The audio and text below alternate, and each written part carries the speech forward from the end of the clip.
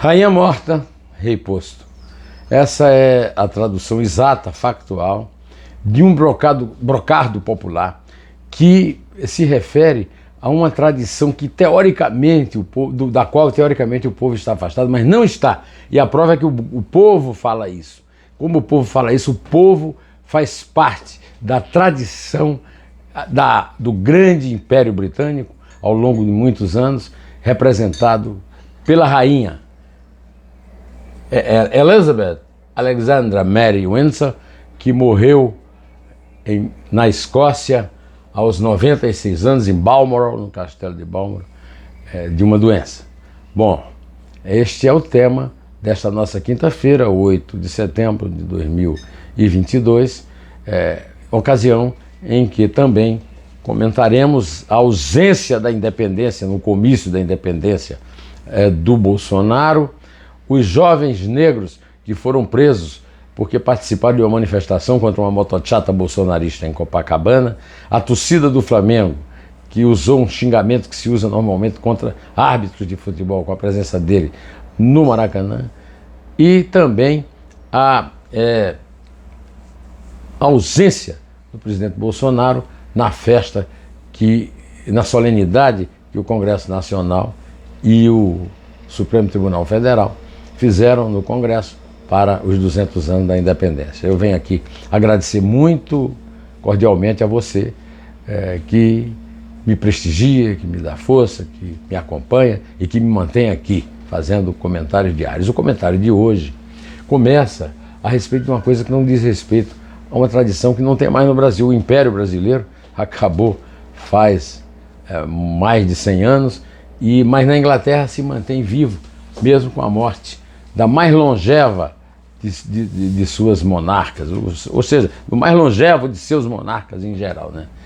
É uma tradição que une o país, e a Liz Truss, que é a nova primeira-ministra da Inglaterra, aquela que realmente governa, diz que o país só é o que é hoje por causa dela, Elizabeth Alexandra Mary Windsor.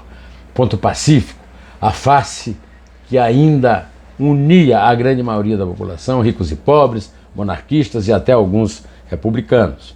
O seu reinado é o mais longevo da história britânica, 70 anos, e a Isabel me lembra que um grande, também já está morto, um grande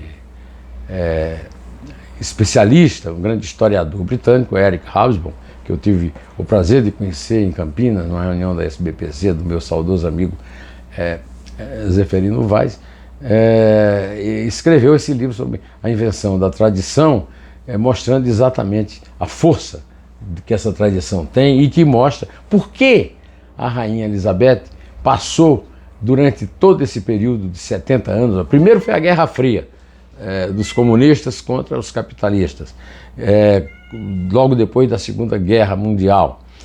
Depois tivemos agora, mais recentemente, primeiro a entrada da Grã-Bretanha na comunidade europeia e depois a saída traumática, que levou a um negócio chamado Brexit, que elegeu inclusive o ex-primeiro-ministro, que acaba de cair, né? o Boris Johnson. Agora o Boris Johnson foi substituído pela Liz Truss, outra mulher, né?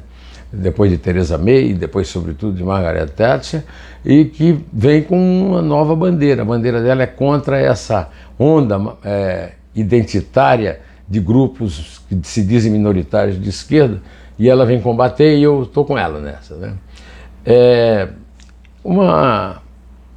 Alguns detalhes que eu gostaria de lembrar a você é o seguinte: a monarquia leva a casamentos de interesse, de primos, para manter o sangue real. E esse foi o caso do casamento de Elizabeth com Philip. Philip morreu faz pouco tempo, quando completou 100 anos, e todo mundo acha, os médicos acham, os seus servidores mais próximos, que a doença do príncipe a morte do príncipe foi a principal causa do agravamento do estado de saúde da rainha.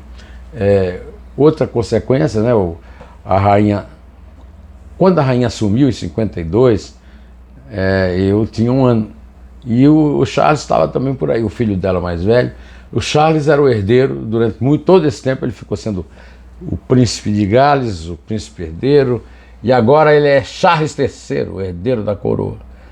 Ficará com a Camila, sua mulher, um caso bastante rumoroso também, do caso da família real, em Balmoral, e só vai a Londres na sexta-feira para acompanhamento dos 10 dias de luto, de nojo, como se diz normalmente, lá em Westminster, a famosa Basílica de Westminster. Bom, encerrado aqui o capítulo da morte de Elizabeth, que nos comoveu muito, a Isabel e a mim, voltamos ao Brasil para assuntos que nos interessam de perto. Bolsonaro não foi à sessão do Congresso marcada pela comemoração dos 120 anos, dos 200 anos da independência.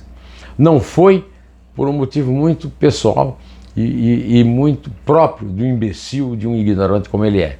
Ele não foi porque o presidente da Câmara dos Deputados, Arthur Lira, seu aliado, o do Senado, Rodrigo Pacheco, seu aliado, Luiz Fux, presidente do Supremo, que ele considera parte de inimigo, porque é do mesmo grupo lá do Alexandre de Moraes, que ele considera mais inimigo, não compareceram a seu comício.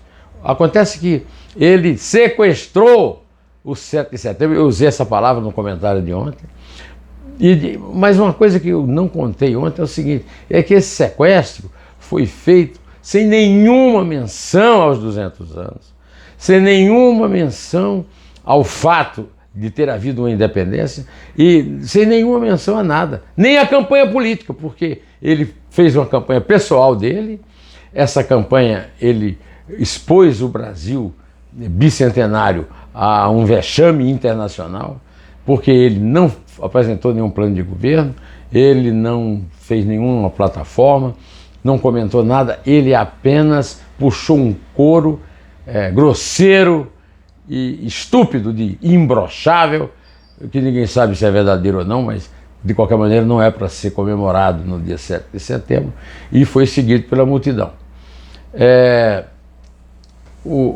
Menos de 10 minutos.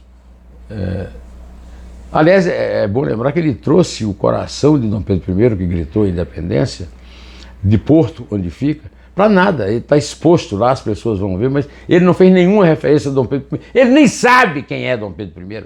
É um crasso ignorante. Né? Pois bem, menos de 10 minutos depois de protestarem contra apoiadores do presidente em Motochata, em Copacabana, 8 jovens negros foram retirados de um ônibus da linha 474, Jacaré, Copacabana, revistados por 3 policiais militares do batalhão de choque. O presidente chegava à hora da praia da Zona Sul para atos militar e de apoio a ele na política. Só apoio a ele, pessoal, dele, o imbrochável. Ele tinha passado, depois disso, ele passou por um vexame quando resolveu fazer demagogia indo ao Maracanã assistir um jogo do Flamengo. O Bolsonaro é torcedor do Palmeiras, sempre disse isso. O Palmeiras não disputará a final da Copa Libertadores porque foi expulso dessa final pelo Atlético do Paraná. E o Flamengo vai para a final depois de vencer de novo o Vélez Sarsfield da Argentina, venceu de 4-0 em Buenos Aires e de 2-1 no Maracanã. Então a torcida dedicou a ele aquele mesmo xingamento que os jogadores irritados com os juízes fazem com os juízes a respeito de uma certa pornografia aqui que eu não quero citar. Então a torcida do Flamengo deixou claro que o apoio injustificável da diretoria do Flamengo ao Bolsonaro não é compartilhado por ela. Antes de terminar, eu quero deixar o meu abraço a todos os parentes dos náufragos do Pará, que já são, a hora que eu comecei aqui a gravar, já eram pelo menos 14. E eu vou ficando por aqui, direto ao assunto. Em Té,